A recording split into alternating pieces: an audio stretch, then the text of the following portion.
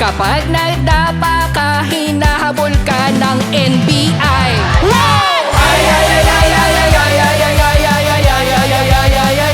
Habulin mo! Ano ang mga bagay na tinatakbuhan nyo? A to Z, ha? From A to Z.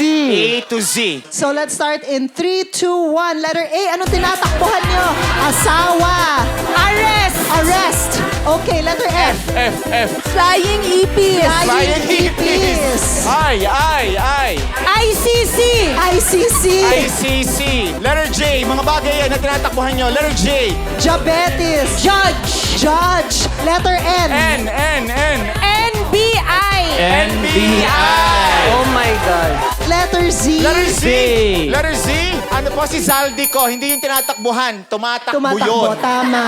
So, thank you very much. Palakpakan yung sarili nyo. Ang dami-dami niyong nabigay sa amin. And because of that, gagamitin po namin ang mga suggestions na binigay nyo sa amin sa isang improvised song. 3, 2, 1.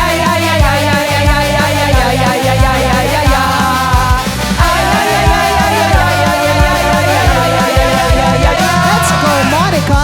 Akala ng iba dyan na siya ay ang the best. Hanggang nung binigyan siya ng warrant of arrest. Tandaan ninyo, ang nagbabayad sa kanya ay ang ating quiz. Tama. So sana araw-araw habulin siya ng flying ipis.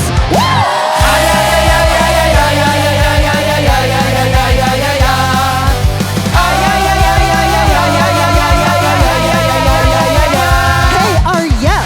Araw-araw akong nagja-jogging ng mabilis. Wow! Para hindi ako maabutan nitong diabetes. Pero alam ninyo kung sino gusto kong habulin, hindi nyo ako masisisi. Yung liar na nahuli sa hate sa ICC.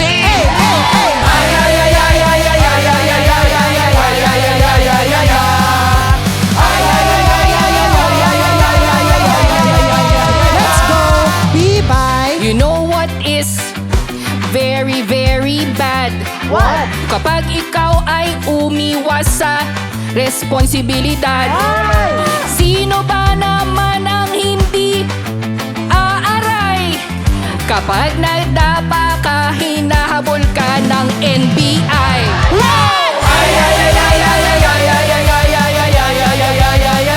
Habulin mo.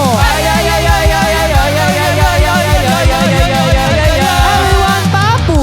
Kagabi na witness natin sa Senado. Merong malaking mama kumaripas ng takbo. At kung ano man yon talaga, oh no, I can't.